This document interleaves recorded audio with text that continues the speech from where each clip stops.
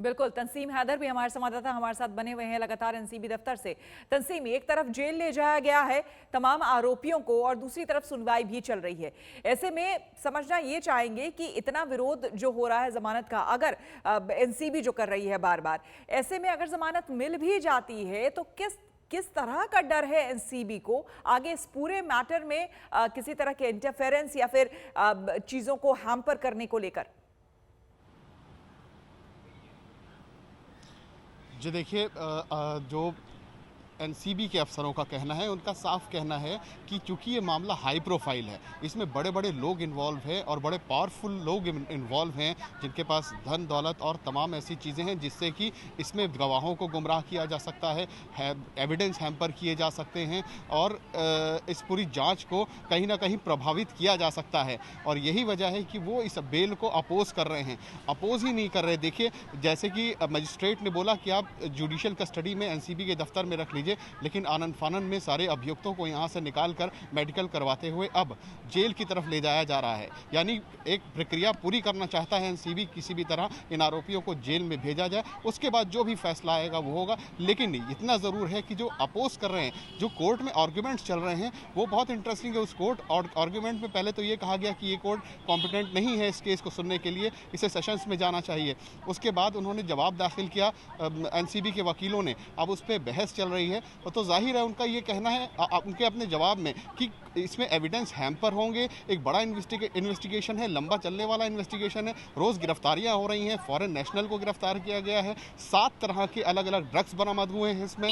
तो ये पूरा एक सॉलिड अपना प्रूफ देना चाहती है एनसीबी कि हमारा ये बड़ा इन्वेस्टिगेशन है, इसमें अगर लोग छूट जाते हैं, बेल आउट हो जाते हैं, तो हमारे इन्वेस्टिगेशन पे इस पर बड़ा असर पड़ेगा। यही वजह है कि वो इस बेल को अपोज कर रहे हैं। तो अब ये देखना होगा कि मजिस्ट्रेट उस पर क्या फैसला लेते हैं और अपनी लिखित जवाब में क्या एनसीबी दाखिल करती है और उसकी क्या क्या चेकलिस्ट देती है कि उनके पास क्या क्या एविडेंसेस हैं टोटल, और जो लोग गिरफ्तार किए गए हैं वो इन अभियुक्तों के बारे में क्या बता रहे हैं, उनके कनेक्शन कैसे इस्टेब्लिश हो रहे हैं।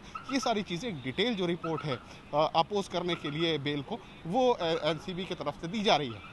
लेकिन साथ ही साथ ये भी यहाँ पर सवाल उठता है, यहाँ पर हमारे बाकी संवाददाता मुस्तफ़ा भी हमारे साथ जुड़े हुए हैं। मुस्तफ़ा, एक तरफ सुनवाई हो रही है, हम वही दिखा रहे थे कि सुनवाई भी शुरू हो चुकी है ठीक 1 बजे के आसपास, और दूसरी तरफ जो है इतने आनन फानन में सभी को आर्थर रोड जेल भी ले जाया गया। सभी आरोपियों को, जो महिला आरोपी थी उन्हें बाइकुला जेल ले जाया गया। तो ये हड़बड़ी जो थी ये किस लिए? क्या इंतजार थोड़ा नहीं किया जा सकता था? अगर मान लीजिए सुनवाई जैसे ही पूरी हो जाती है, अगर जमानत मिल जाती तो यहां से भी रिहा हो सकते थे, यहां से भी ये लोग घर जा सकते थे। जेल ले जाने की इतनी हड़बड़ी क्यों?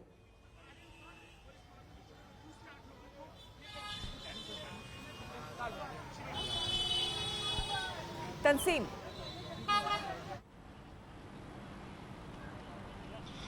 जी देखिए, जाहिर है कि एनसीबी किसी भी तरह ये चाहती है, क्योंकि एक शिकस्त एनसीबी को कल मिली थी कि जब इन आरोपियों को पुलिस कस्टडी देने की बजाय मजिस्ट्रेट ने जुडिशियल कस्टडी में भेज दिया था। बचाव पक्ष अपनी पहली इसकी जीत मान रहा था कि उन्हें जुडिशियल कस्टडी मिल गई है, अब आसानी से, चूंकि बेलेबल ऑफेंस है आर्यन के केस में, लिहाजा उसको बेल मिल जाएगी। और कल ही वो बेल एप्लीकेशन उन्होंने फाइल करती थी, दो तरह की बेल एप्लीकेशन फाइल की गई थी, अंतरिम जमानत के लिए और रेगुलर बेल के लिए।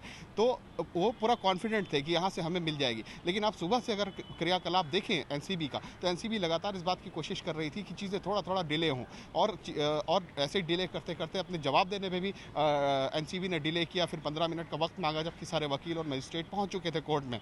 तो अब एनसीबी की एक जाहिर सी बात है, कोई भी इन्वेस्टिगेशन जो एजेंसी होती है वो उसकी टैक्टिक होती है, वो ये चाहती है कि किसी भी तरह आरोपी उसके हाथ से छूटने ना पाए, आरोपियों को जितनी पूछताछ ज़्यादा से ज़्यादा कर ली जाए और वो उनकी कस्टडी में रहें।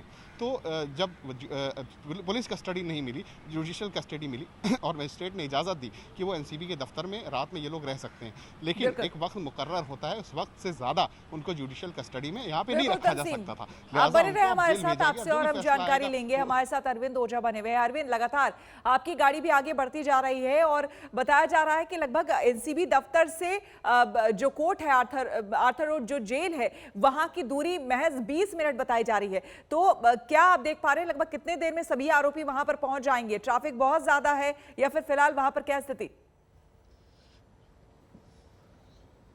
जी देखिए श्वेता, मैं सबसे पहले बताऊं कि फिर से आरोपियों को जे अस्पताल ले जाया गया। जितने भी आरोपी हैं उन सभी को फिर से जे अस्पताल ले जाया गया है मेडिकल के लिए। उसके बाद उनको ऑथर रोड जेल ले जाया जाएगा, जहां पर हमारे सहयोगी मुस्तफ़ा बने हुए हैं।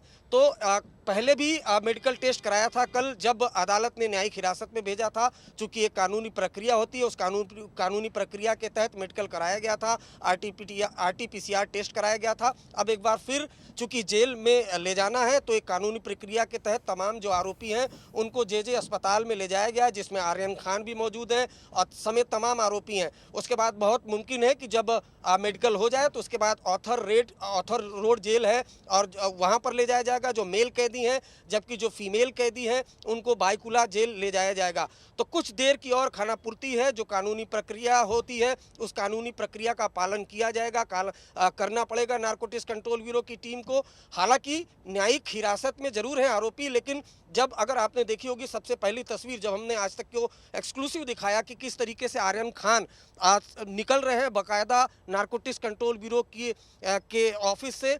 वो न्यायिक हिरासत में थे पूरी राष्ट्रवेता, मैं ये भी क्लियर करना चाहूंगा। और नारकोटिक्स कंट्रोल ब्यूरो के जो ऑफिसर्स थे वो किसी भी तरह की पूछताछ आर्यन खान समेत तमाम आरोपियों से नहीं कर सकते थे, लिहाजा उन सभी से किसी तरह की कोई पूछताछ नहीं हुई थी। लेकिन चूंकि पूरी रात के लिए ही एनसीबी दफ्तर को अस्थायी जेल में बनाया गया था और वहां पर आरोपी थे, लिहाजा अब उन जेल को सुपुर्द करना था और इसीलिए मेडिकल जांच कराया जा रहा है जे अस्पताल में। प्रोसेस के तहत ये सब कुछ किया जा रहा है। बिल्कुल, आप सभी